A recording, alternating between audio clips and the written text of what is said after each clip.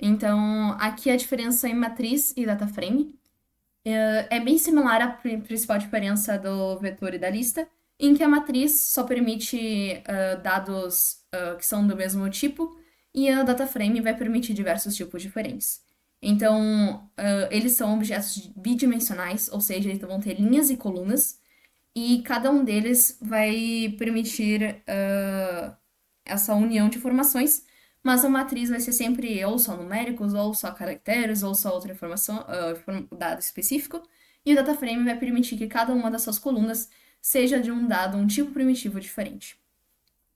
Então, além disso, pode parecer que tenha no R isso, mas geralmente é só os data frames que a gente vai dar informações, como nomes para as colunas, nome para cada uma da linha, e isso seria o contrário da matriz, que em geral pode ter uma numeração, pode ter alguma outra informação, mas a gente não consegue acessar elas diretamente de forma tão simples como é no data frame. E esses nomes que a gente dá para cada uma das colunas do data frame simplificam a nossa vida na manipulação deles posteriormente, enquanto a matriz não permite isso.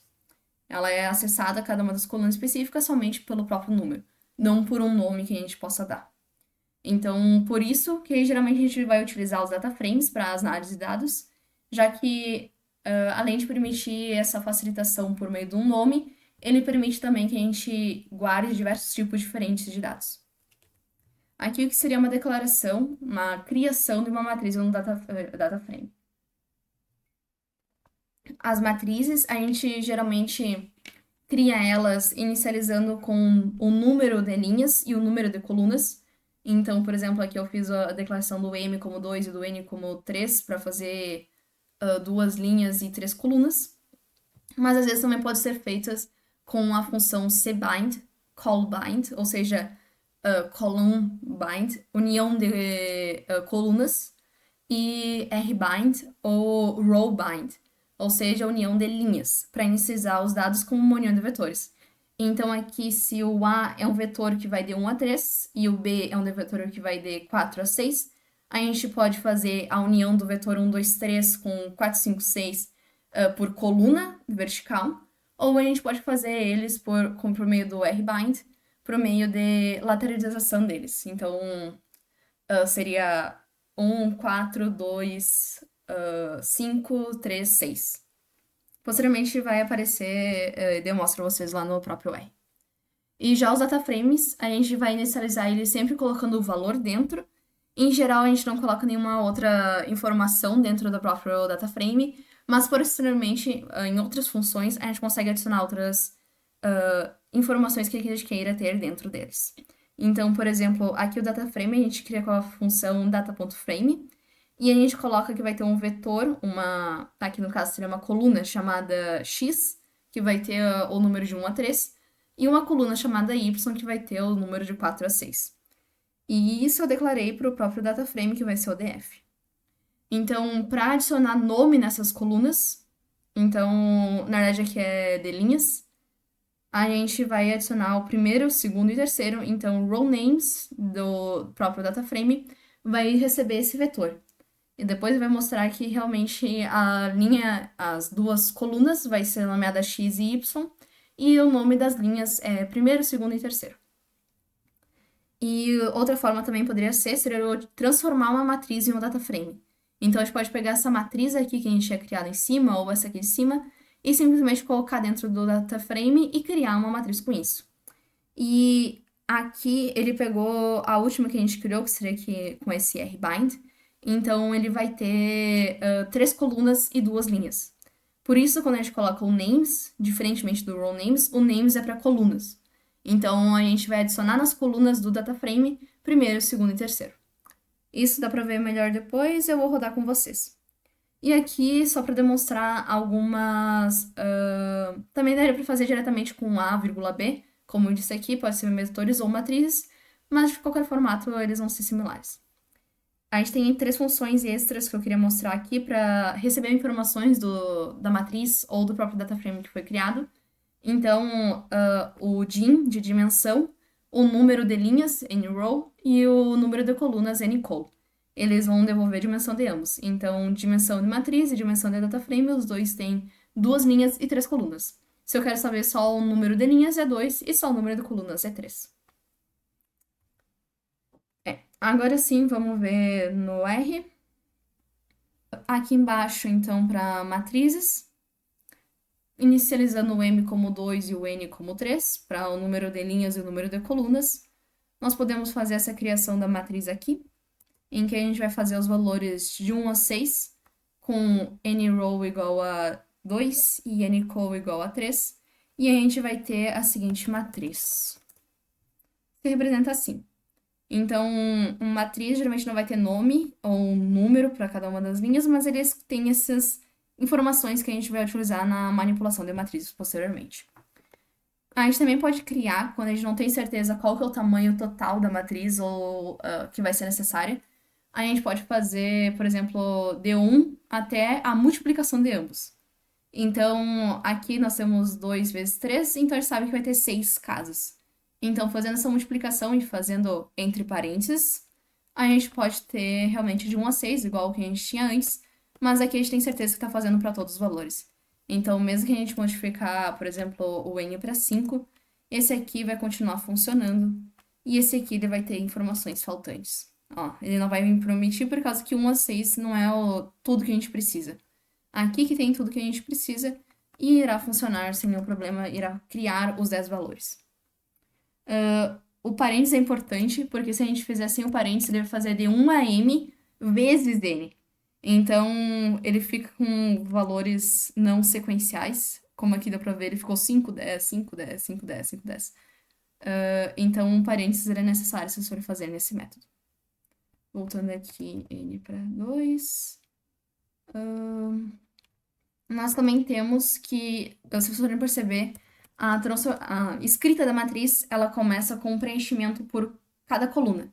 Então, a primeira coluna vai receber 1, 2, a segunda coluna vai receber 3, 4 e a última coluna 5, 6.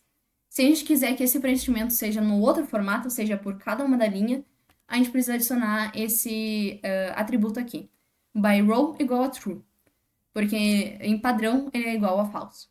Então, se a gente transforma ele em verdadeiro, ele vai transformar a matriz em preenchimento por cada uma das linhas e, posteriormente, uma primeira linha, depois a segunda linha, depois a terceira linha. Nós também temos aqui, como eu disse, a dimensão da matriz, que a gente pode ver que é 2, 3. Também tem o atributos, que a gente não vai utilizar muito nesse mini curso, mas ele também existe e pode ser mais de um atributo na própria matriz. Aqui, se a gente quiser, a gente pode adicionar como um atributo os nomes, mas eles não são necessários. E aqui é outro formato que eu tinha comentado sobre criar matriz, que é criar 2 vetores e combinar eles numa matriz. Então, o A e o B aqui, o A vai ser 1, 2, 3 e o B vai ser 4, 5, 6. Deixa eu mostrar aqui. O A, 1, 2, 3 e o outro 4, 5, 6. Se a gente combinar ele pelas colunas, a gente vai ter uma matriz que é preenchida por colunas. Então, 1, 2, 3, 4, 5, 6. E se a gente fizer eles pelo rbind, a gente vai ter que a matriz vai ser preenchida pelas linhas. Aqui, se vocês forem perceber, ele deu um nome à coluna e no outro deu um nome a uma linha. Então, por exemplo, a gente tem aqui a primeira coluna é A, a segunda é B e outra é A e depois B. E isso acontece porque, como eu disse, não é um nome oficial que a gente possa utilizar. Mas como ele uniu 2 vetores e cada um desses vetores tinha um nome anteriormente, ele vai dar esse nome de A e de B. Agora, aqui do DataFrame. O DataFrame ele pode ser criado também novamente com 2 vetores. Aqui a gente tem o vetor x igual a 1, 2, 3 e o vetor y igual a 4, 5, 6. Então, for criar aqui o DF, mostrar aqui o DF, a gente tem que vai ter a coluna x, a coluna y vai ser 1, 2, 3 e 4, 5, 6. Aqui as próprias linhas vão ser nomeadas de acordo numericamente, normal, padrão. Mas se a gente quiser nomear elas, a gente utiliza a função row.names e coloca dentro qual que é o dataframe que a gente quer modificar o nome das suas linhas. Então, aqui a gente tem um vetor para colocar. E se agora a gente for fazer df, a gente vai ver que vai ter a numeração primeiro, segundo, terceiro. Além do x e do y. A mesma coisa a gente pode transformar um data frame, uma matriz em um data frame, que é utilizando essa função aqui. A mesma função de data.frame, só utilizar uma matriz internamente e vai funcionar da mesma forma. Só que ele nomeou como não tinha aqui o nome dos vetores, ele nomeia em padrão como x1, x2, x3. E como a matriz em si tinha o nome de cada uma das linhas, tinha o A e tinha o B, ele vai deixar esse nome ali. Mas se a gente quiser renomear o nome das colunas, nós podemos utilizar a função somente names e colocar entre parênteses o dataframe. E daí isso vai dar para o nosso dataframe o nome para as colunas, que vai ser primeiro, segundo e terceiro. Aqui que eu estava no mesmo slides, dimensão, número de linhas e número de colunas. Esses a gente utiliza muito se a gente for fazer algum laço for e não saber qual que é o limite que a gente pode ir. Eles são bastante utilizados para isso. Aqui nós temos também outra forma de criar uma matriz, que seria transformar um data frame em uma matriz. Então, que é o contrário do que a gente fez ali em cima. Então, agora, se a gente for ver essa matriz, ela vai ter nomes, entre aspas, para cada uma das colunas e o nome para cada uma das linhas. Mas eles só existem esses nomes por causa que eles estavam anteriormente no próprio data frame e não porque a matriz permite ter nome. E aqui a gente pode realmente dar esses nomes para a matriz, mas como eu disse, seria incorreto chamar eles de nomes por causa que a gente não vai utilizar esses nomes para fazer outras coisas. Então, aqui, esses nomes, como eu comentei, não funcionam direito. Ele tenta criar um atributo, que, como a gente tinha visto antes naquela função atributos aqui para a matriz. Ele cria um atributo chamado nomes e daí tenta nomear cada uma das posições. E então, realmente não funciona para uma matriz tentada nome. É só um nome temporário que existe na matriz, não realmente uma função que a gente consiga modificar esses nomes. E aqui, novamente, valores faltantes, porque realmente tu não preencheu todos que eles estavam esperando, então permanece esse erro.